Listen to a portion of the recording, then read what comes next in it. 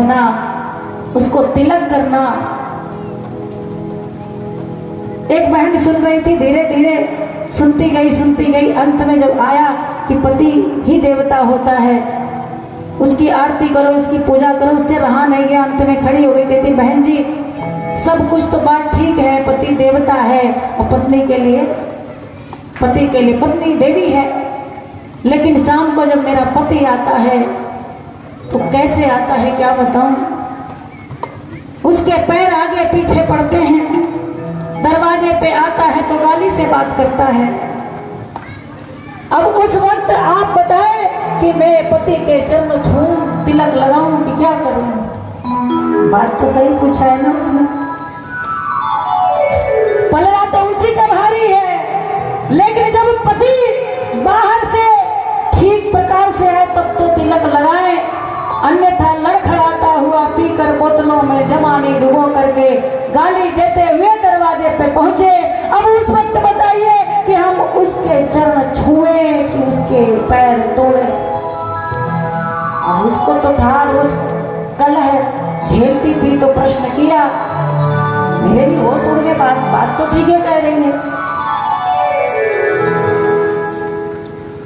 जब ये प्रश्न किया तो मैंने कहा भाई बात तो ठीक ही है, क्योंकि हमारे घर में भी एक पति बैठा है और ये जा रहा बड़ा दूर दूर तक संदेश।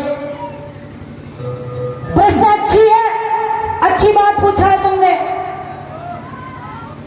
पति अगर बढ़िया है, पत्नी का सम्मान करता है, बाहर से आता ही है, पूछता है देवी माँ कहाँ है, भोजन बना नहीं बना, बच्चे कहाँ हैं, कैसे हैं, पत्नी भी अंदर से आती है तो ऐसा लगता है कि पति बाहर से आया है थका हारा, लोटे में पानी लेकर खड़ी मिलती है, तिलक करती है, पैर छूती है। लेकिन आज जब पति पहुंच रहा है लड़खड़ाते हुए, गाली देते हुए, तो पत्नी क्या बोलती है, अरे क्यों नहीं उधर ही डूब कर मर गया कहीं, कहती है कि नहीं। 56 प्रकार का भोजन बनाया है पर थाली लेकर आकर पटक देती है, ले और ठूस लो। कई लोग पंखा चला करके कहेगी ना खा लो, तो जब वो भाषा आएगा तो ऐसा लगेगा कि नमक और चटनी रोटी है तो भी अमृत बन जाता है, लेकिन जब कहे ठूस लो कैसा लगेगा जी, ऐसा लगेगा कि खीर में मिर्च घोल दिया गया है। मैंने कहा भाई देखो ये तुम्हारी अपनी प्रॉपर्टी है। क्यों जी, ज्यादा कौन, पति भी बैठे थे, पत्नियां भी है, इन दोनों को संभालना है। पत्नी का मतलब ही होता है कि पति के पद पे रखे, पर आज पत्नी कहाँ है जी, अब तो वाइफ बन गई है, हाँ जी, और पति क्या बन गए हैं, सब हस्बैंड है ना जी। जिनके शादी के बाद हंसने पे बैंड लग गया हो वो कभी हंसता हुआ नजर नहीं आएगा।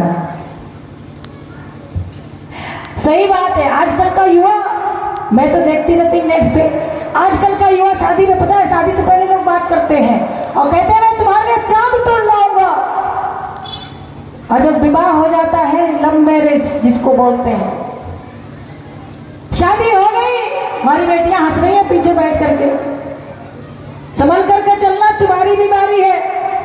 शादी के पहले दूल्हा कह रहा है कि मैं तुम्हारे लिए चांद तोड़ कर ले आऊंगा, और जब विवाह हो गया तो 1 किलो सब्जी भी घर समय से नहीं पहुंचेगा, तो बोलो बेटी क्या कह लीजिए। मैंने कहा ये तुम्हारी प्रॉपर्टी है। देखो अगर बढ़िया से आता है, तुम्हारा सम्मान करता है, तुम्हें अपने देवी स्वरूपा मानता है, तो उसको तिलक करो, उसकी आरती उतारो। और अगर लड़खड़ा के आता है, पीकर आता है और गाली देता है, तो दुर्गा का रूप धरकर उसके पैर को तोड़ने का काम भी तुम्हें करोगी, क्योंकि सुधारने का जिम्मेदारी भी बोलो तुम्हारी है। उसको ठीक करो, उसको फिट करो, और नहीं मानता है तो फिर तुम्हारे ऊपर। अब पी कर आए, गाली दो, तुम आरती उतारोगी, उसका मतलब भी वो नहीं समझेगा। तो इसीलिए कहा गया कि गुण कर्म स्वभाव जब तक ना मिले तब तक विवाह बोलो नहीं होना चाहिए। पर आज एक तरफ बाप दमड़ी देख रहा है और बेटा चमड़ी देख रहा है, विवाह हो गया, सारे सामान साधन के जुटा लिए, लेकिन जैसे ही पति पत्नी घर में गए हैं, लड़ाइयां 1 महीने बाद शुरू हो जाती है। कुछ पति कहता है, पत्नी सुनती है, पत्नी कहती है, पति सुनता है।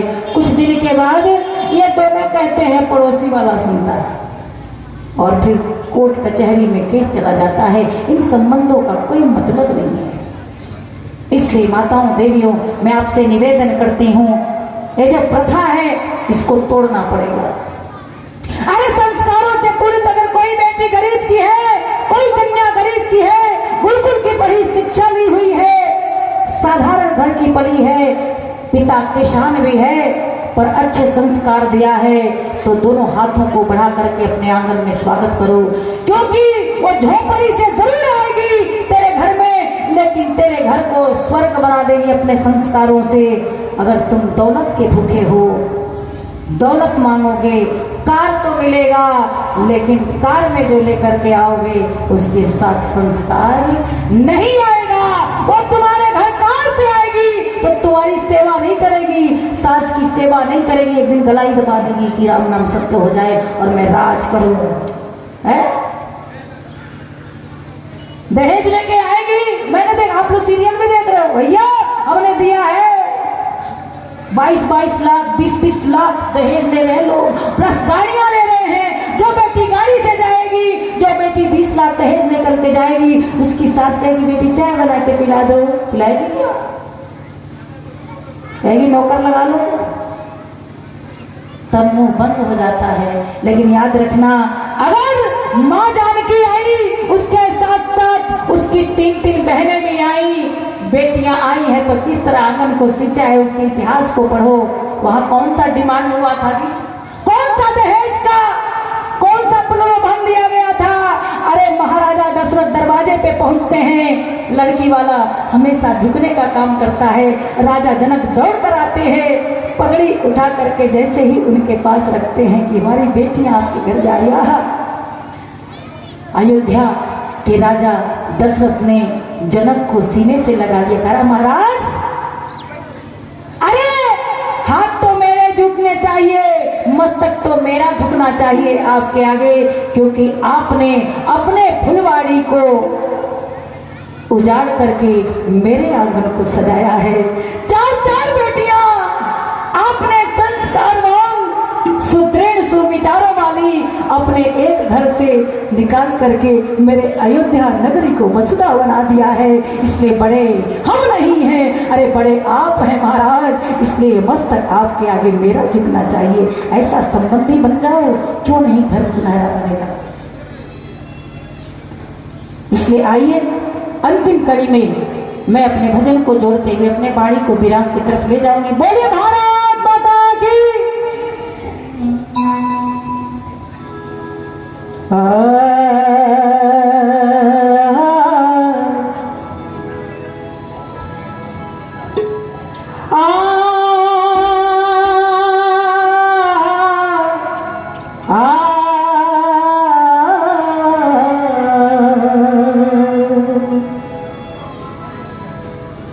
ये धरा, ये भूमि, ऐ ऋषि देव दयानंद,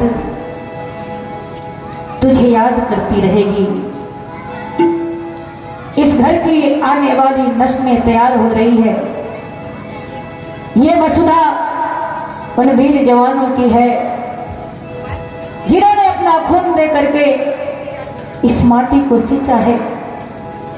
आइए फिर पुकार लगाते हैं, उसी संस्कृति, उसी सभ्यता को याद करते हैं, अपने ऋषियों को याद करते हैं और कहते हैं। आइए आप लोग बैठ जाइए।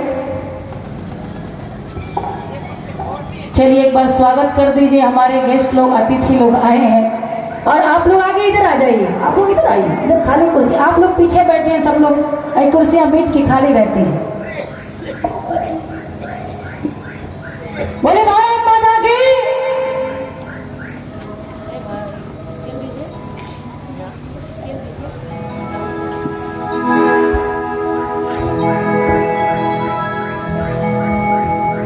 कुछ पंक्तियां महर्षि देव दयानंद की।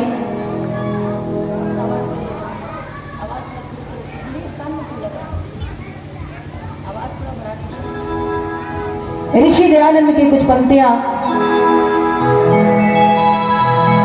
हम सभी उस ऋषियों को याद करेंगे, फिर मेरी एक रचना सुनेंगे, उसके बाद मैं अपनी बाणी को विराम दूंगी। कि बुलबुलों गए तुम्हारा चमन लुट गया। ऋषि संदेश दे रहे हैं, वो संदेश आप तक पहुंचाने का प्रयास कर रही हूं। बड़ी प्यारी रचना है, कुछ पंक्तियां।